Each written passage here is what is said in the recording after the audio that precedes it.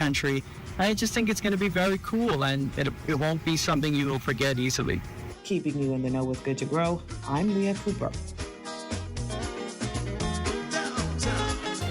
Well, the Red Cross Ball is coming, and being the good corporate citizen it is, BTC jumping in line to sponsor it. Plus, it's poppy season as we remember our veterans. We have the history on the poppy, so stay close. And guess what? That rattlesnake's still eluding the authorities. Stay close for that.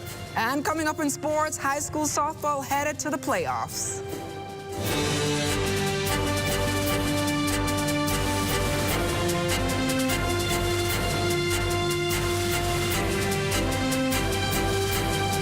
Tonight, Access Now starts now.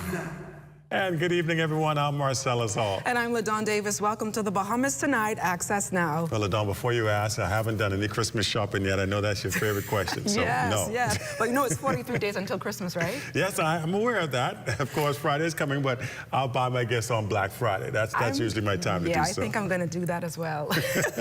All right, while you're making your list, let's dive right into the news here for you tonight.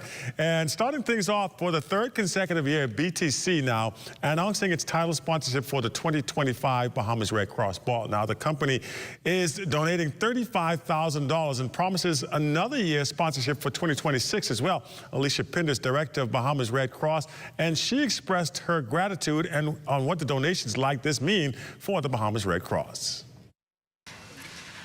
We are so happy, BTC, to have you once again as our title sponsor for the 51st annual Red Cross Ball. Partnerships like these are invaluable in assisting with the many projects that we at the Bahamas Red Cross continue to carry out on a daily, weekly, monthly, on an annual basis. Can you imagine your relationship with us allows us to be in a place to provide over 50,000 meals a year to so many people who, without this assistance, would not be able to survive. And as for what we can expect on next year's ball, January 25th, Kimberly Thurston, board chair of the Red Cross Ball, gives us a glimpse.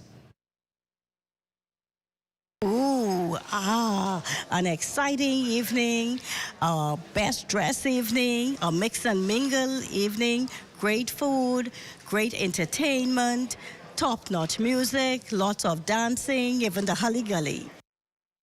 Well, the partnership between the Bahamas Red Cross and BTC now promises to amplify the impact of the event, ensuring the Red Cross can continue its vital work.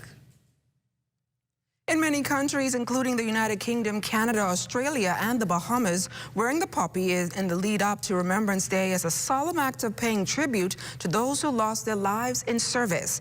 The red poppy flower has become a powerful symbol of remembrance and respect for those who made the ultimate sacrifice during the times of war. Originating from the fields of Flanders, where soldiers fought during World War I. We have remaining 15 widows of all the veterans, and we are grateful for this opportunity. There's one person that's left alive. She is 100 years old, and she resides in Jamaica. She is Corporal Ricketts, a Bahamian, and we celebrate her today. After the war, the Royal British Legion adopted the red poppy as a symbol to honor fallen soldiers, and it has since been recognized around the world and right here in the Bahamas. The red poppy is particularly meaningful in the Bahamas as it symbolizes not just the memory of those who fought in the two world wars, but also the island's ongoing commitment to the values of freedom, peace, and unity. And Franklin Brown shares that this is something not just for the older generation, but something that the younger generation needs to be aware of and educated on. We hope and trust that the Bahamas government would really and truly understand the significance of this, and as a result, that our school system will accept it as a curriculum so that we would educate our young children, our precious gems, on what contributions we have made worldwide. And still to come, ever heard of Junker Fusion? Well, Eldika Colbrook and her team are here to let you know. Stay close. We'll be back right after this.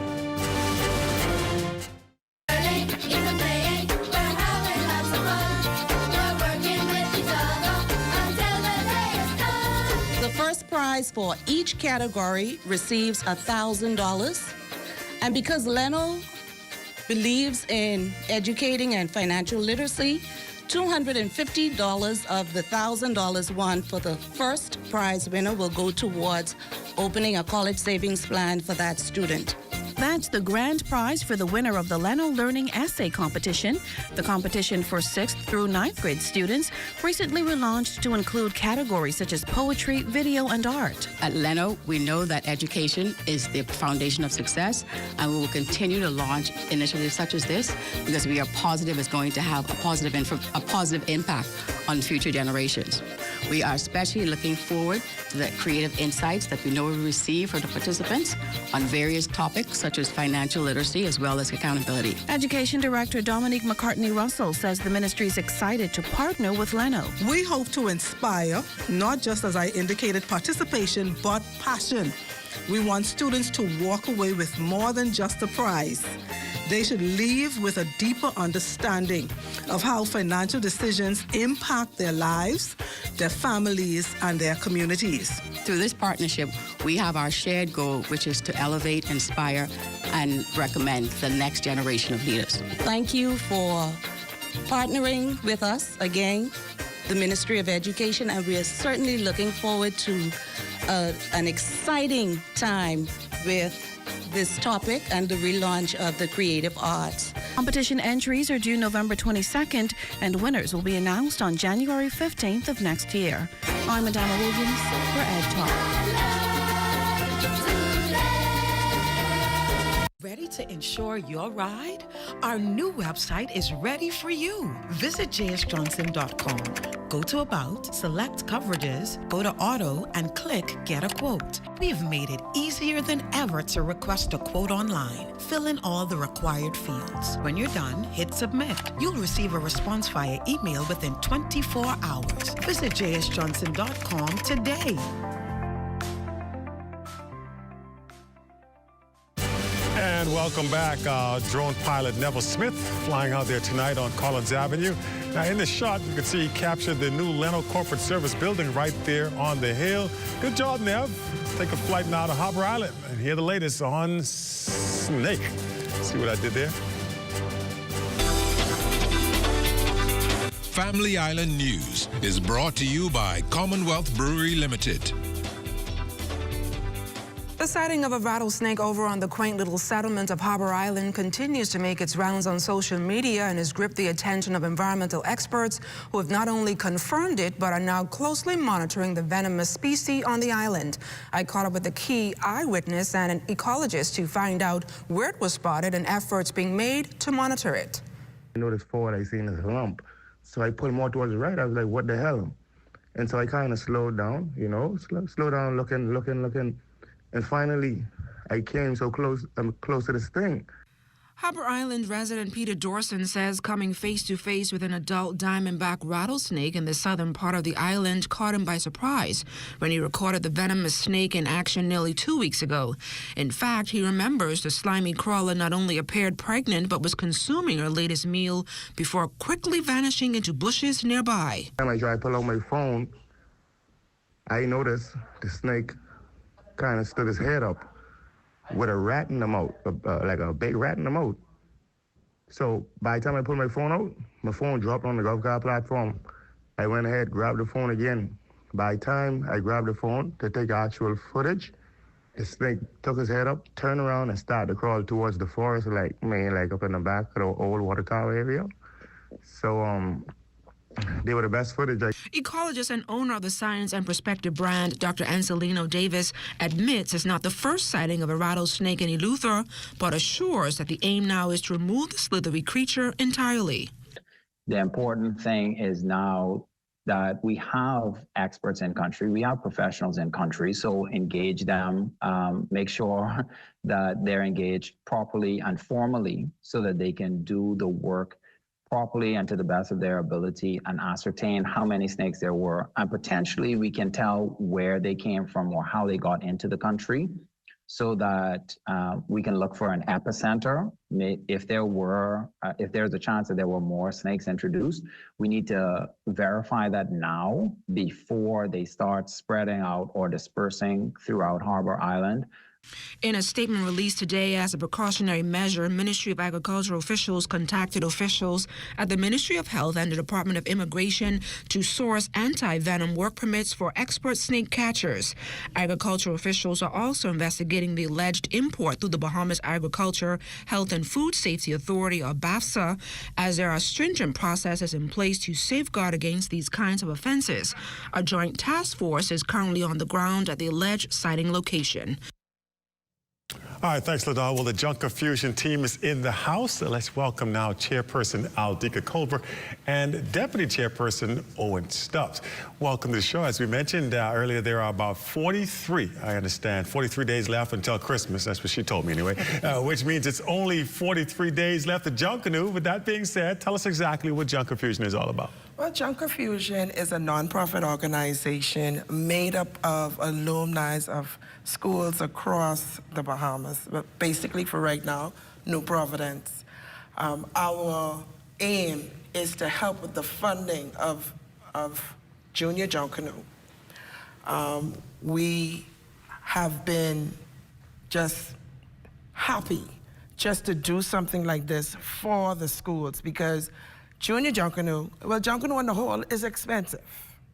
And so our aim is to help with the funding as much as we can to help to get our schools on Bay Street for Junior Junkanoo. Yeah. Well, I see you both have on these nice uniforms, so it didn't just happen. How long have you been doing this? Well, actually, this is our first few months. Yeah. Really? Yeah. This is our first few months. We got together in February of this year. This is how everything happened so quickly. My student, his name is Patrico Baston, this was his vision along with another alumni of C.R. Walker, Mr. Timothy Kemp. They called me and they were like, listen, we have this vision, we want to put this together, but we need help. And so they called me and we got some like-minded persons who all of us are a part of senior Junkanoo groups. And some of us were a part of the judging corps for the Junior Junkanoo Parade held earlier this year. And so we was like, yeah, we know these schools need help. Let's get together and get on it. We had no major sponsor. Oh, wow. No major sponsor, but we pulled off this event in May of this year, May 11th. Wow. But I'll let Owen tell you some more. Speaking of which, so what was that big event that afforded you now the opportunity to give out the seed money? Well, Junker Fusion Productions, our major event is called the Alumni Junkanoo Parade. This parade is put on by the alumni of the schools who participate. We've had 5 schools that participated in the last parade. We've had C.I. Gibson, Government High School, St. John's College, C.R. Walker, and C.V. Bethel, and C.C. Sweeting. Wow. It was actually 6 schools, and you know, it was a tremendous experience. Persons who would have graduated years and years ago came back into the fray to raise funds, to help to raise funds for their schools. Wow. And it's very successful. Pretty impressive stuff. Yeah. I imagine, like you said, you all made up of people that are doing senior Junkanoo. Which groups are you involved in? Part of the Valley Boys. Oh, good people. I'm sorry, what I meant to say was, yeah, they're good stuff. Well, I'm a founder and a member of Genesis Junkanoo Organization. All right, well, appreciate it. Well, Aldika, Owen, pleasure having you on the show tonight. And thank you so much for stopping by and getting us all caught up on Junker Fusion. And as for the rest of it, I'm looking forward to the Junkanoo parades and just looking forward to seeing how big this can get, right? Yes, definitely. We want to thank all of our participants who came out, and even those who came out to our event. We want to thank them. We want to thank the alumni, because we have so many. Some persons loved it so much. It was like, this better than Big John Canoe. So, you know, we have to make sure we don't steal everybody's show from the Big John Canoe. Yes. But everybody's excited. We have schools that we've never seen on Bay Street before saying that they want to come. The Big Red Machine called me saying they want to be a part. So we're looking forward to getting more alumni on board, and we want to get on Bay Street. Sounds good to me. All right, well, we'll tell you more about that as it continues to come on. Meanwhile, though, we got some sports coming up, and they'll tell you all about the BISS winding down the softball season. Who's going to the playoffs? We'll tell you just after this.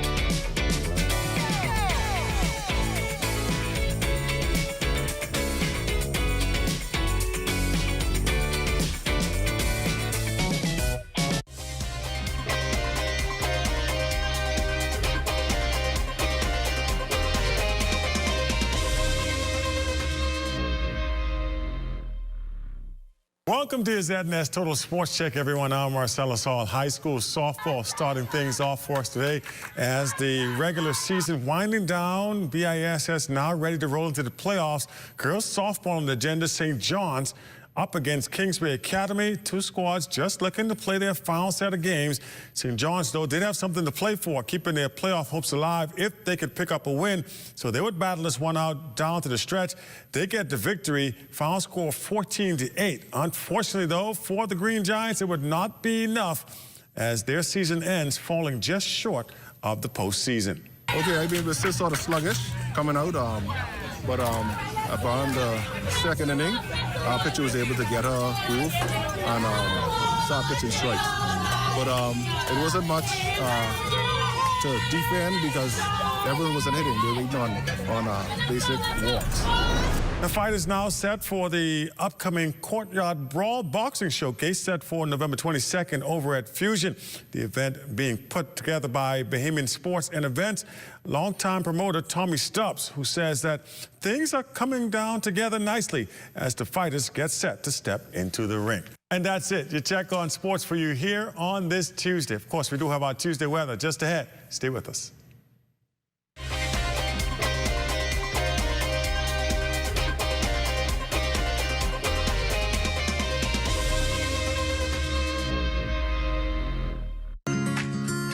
Our company offers a simple philosophy, open hands. What do open hands mean? If you keep your hands closed, nothing comes in, nothing goes out. If you keep your hands open, a lot of things comes in, a lot of things goes out. We cannot expect to be a successful company without blessing our community and blessing our country. My good friend and valued client, Dominic Stirrup, approached me following a meeting we had and told me of the idea that he had of feeding 10,000 Bahamians on Thanksgiving. There was a lot of details to put together, had to figure out how to get it done. But at the end, it was worth it. At the end, it gave me a heart of gratitude to know that our company is reaching out to so many persons. We invite you on a journey to witness an extraordinary chapter in the story of the Bahamas Striping Group of Companies, a tale of compassion, unity, and the true spirit of Thanksgiving. Hardware is the helpful place. Everything you need under one roof, from electrical, paint, plumbing, outdoor, barbecue, automotive, lawn and garden, pet supplies, houseware, and seasons. Hurricane season is now here, so for all your hurricane needs, we have a 25% off bargain zone. Hey, thanks. I would have given more stuff, but I didn't bring my money. I thought this was a club, but I thought everything was free. Finally know what it is now. Ace. We're located on St. Albans Drive, West Bay Street. Open Monday to Saturdays from 7 a.m. to 7 p.m. and closed for lunch 2 p.m.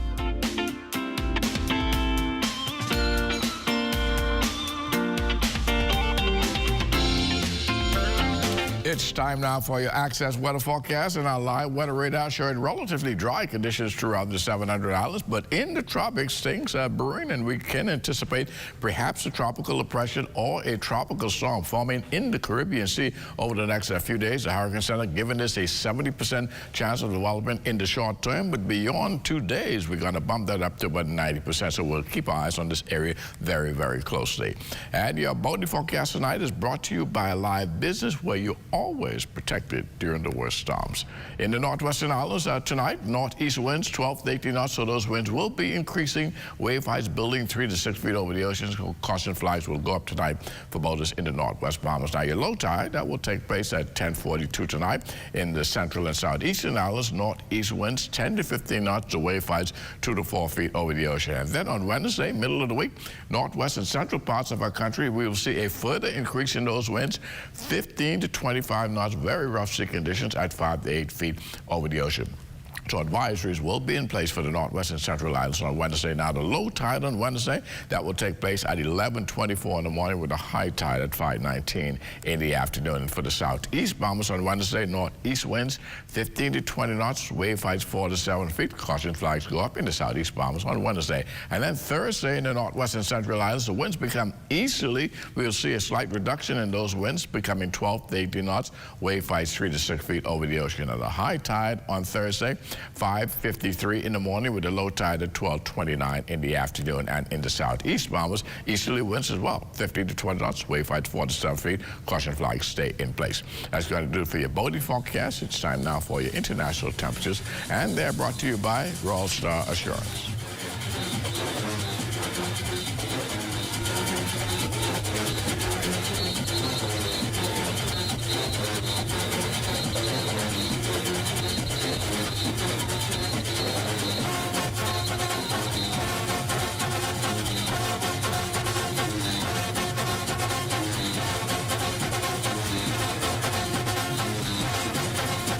And that's going to do it for your international temperatures, brought to you by Royal Star Assurance. But join me at 11 o'clock for a full weather update. Marcellus and LaDon.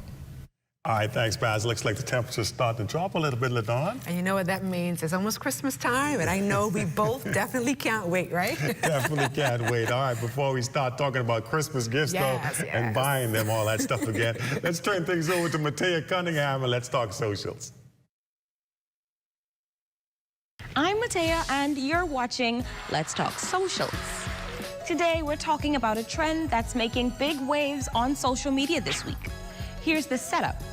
The video starts with the back camera pointed to the ground, and there's usually text on screen. Usually someone advocating for something or sharing a bold, unpopular opinion. Then comes the funny twist. The back camera accidentally flips around, revealing the person typing out their thoughts. It's often hilariously biased, making the whole setup even funnier. But honestly, I can't do these videos justice. You've got to see them for yourselves. Check out these clips.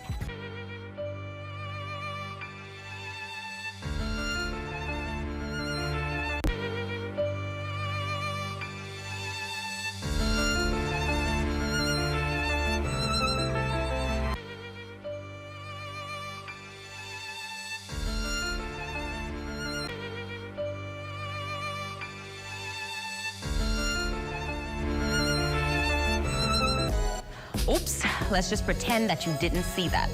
Now that you've got the concept, which one was your favorite or made you laugh the most? I'm Matea, and this has been Let's Talk Socials.